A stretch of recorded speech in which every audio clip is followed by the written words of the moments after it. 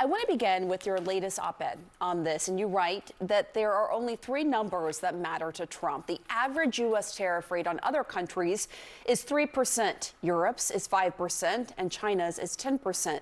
To him and to many Americans, those figures seem fundamentally unfair. So why do so many economists think he can't move those averages closer together without harming the economy? You know, it's a great question, Pamela. We have not had an experiment really in a half a century in any kind of major tariff situation. Since the 80s, trade barriers have been falling. There are a lot of good things that come with that. Prices get cheaper, but as you know, Trump has said, and as President Biden said before him, there's a trade-off. You know, you get a lot of outsourcing of critical industries.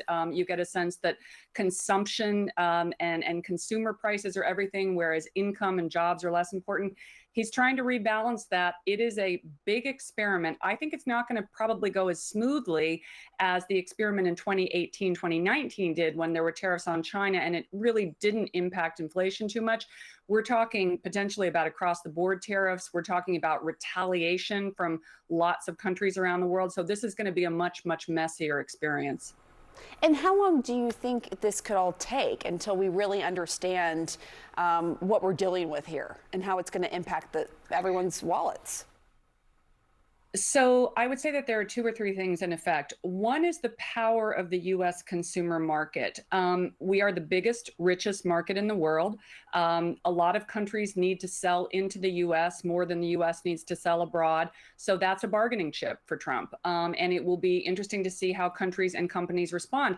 But there's also the politics of this. And I know particularly a lot of European countries, Canada, leaders have said, we're not okay with the way in which these negotiations are taking place, this sort of unilateral approach that Trump is taking, and also the on again, off again. And they may just say, you know what? We're not going to worry as much economically. We are simply going to throw down the gauntlet as it's being thrown to us. So that's another point. And then the final point is how much price increases consumers can take, companies can take, who's going to pay for them. Companies may reduce their margins. They certainly have room to do that. Consumers may pay a little more. How much more? We don't know. So, you know, I want to talk about this dollar for dollar argument we've heard. And again, there's a lot of uncertainty. We don't know what the rollout's going to be. But White House Press Secretary Caroline Leavitt held up this chart this week showing a 245% that Canada has on the books for American cheese. So what does this mean? Trump wants the U.S. to impose 245% on Canadian cheese? Is that argument flawed? You know, what do you think? I love that you picked cheese. I love cheese personally, like also, wine. So you know. I love cheese too, and I also love French champagne, but which, you know, is going to get a lot more expensive. Yeah. Those sorts of things are more political and iconic. Yes, of course, they're going to have an impact. But guess what? You can get cheese from Oregon too, you know, so that won't be as much of an effect as, say, a tariff that Canada might put on U.S. imports if Canadian lumber is hit. You know, Canadian lumber is a big part of the U.S. home building industry. Those kinds of things that may get a little less press, but are actually more important, that's what I'm going to be looking for. Very quickly, just for all of our viewers, as we're thinking about what we should buy now, should we prioritize? Oh, my good. Well, cheese, champagne. No, I'm kidding. You know, perishables. You know, a lot, you can see, interestingly, that there's already a little bit of inflationary effect from stockpiling, not just individuals, you know, maybe buying that car a little sooner because you don't know how expensive it's going to be, but companies stockpiling inventories. This is one of the risks when you start to play the tariff game, is that people expect inflation, and so they purchase ahead, and that creates inflation. It's a little bit of a chicken and egg cycle. Another one of those variables the Trump administration is going to have to juggle carefully.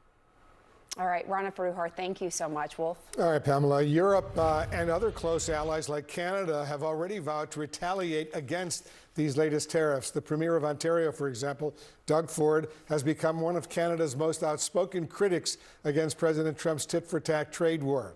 The Premier of Ontario is joining us right now. Premier, thank you so much for joining us. This new plan is expected to be the most aggressive move yet by a tariff-consumed American president.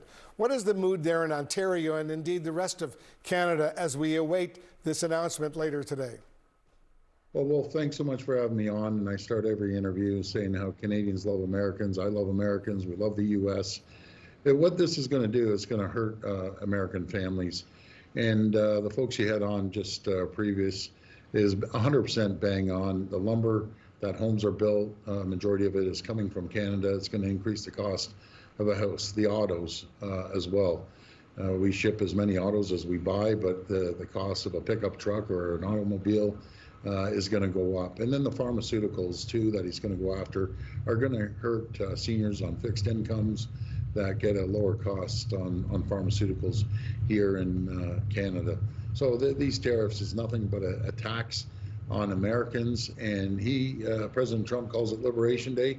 I call it Termination Day because a lot of people are going to be terminated from their jobs.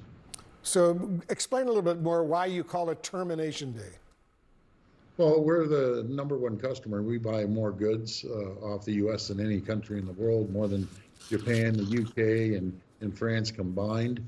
And if you go after Canada, we have no choice but retaliate. And I apologize to the American people. We shouldn't be doing this. And they were talking about cheese. Well, on the dairy products, on the last deal that President Trump made, the U.S. hasn't even hit their quota. So there's never been a tariff until after their quota, but they've never hit that quota.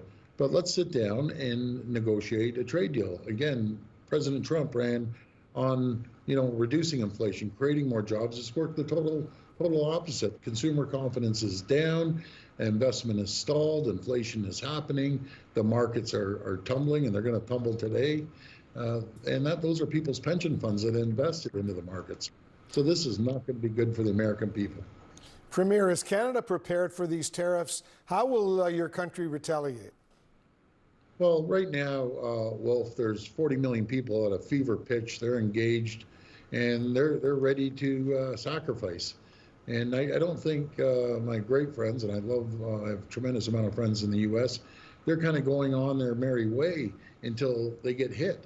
And they're going to get hit hard based on President Trump continuing to tariff. But he's doing it on all fronts around the world. He might have justification around the world. I would say China is the enemy, not Canada. But we're your closest allies and closest friends. We have a great trading relationship. Let's go back to that, create the AMCAN fortress, American-Canadian fortress, and we can take on the world. We'd be unstoppable. We'd be the wealthiest, safest, most prosperous 2 countries in the world. As you know, Premier, President Trump has threatened to impose tariffs in the past. Then all of a sudden he backtracks, changes deadlines. Canada's Foreign Minister, Mélanie Joly, says your country is not interested in going through this, quote, psychodrama every 30 days. That's a direct quote. Adding, there's too much unpredictability and chaos coming out of the White House right now.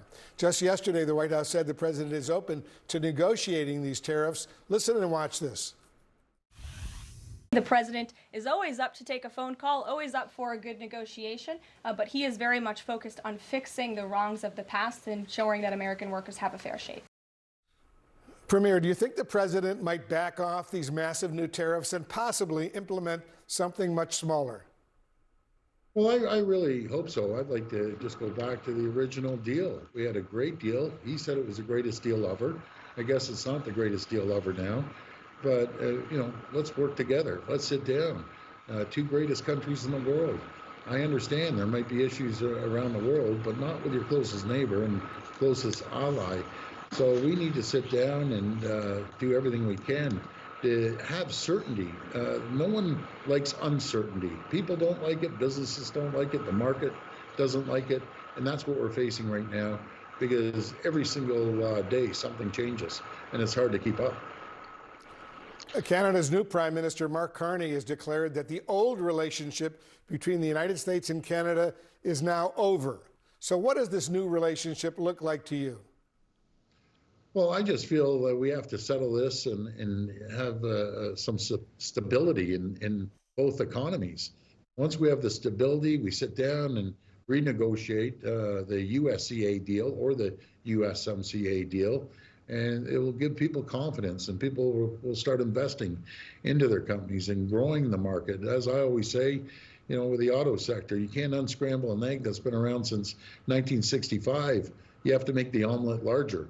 And that's what we need to do to protect ourselves against countries that don't see eye to eye with us.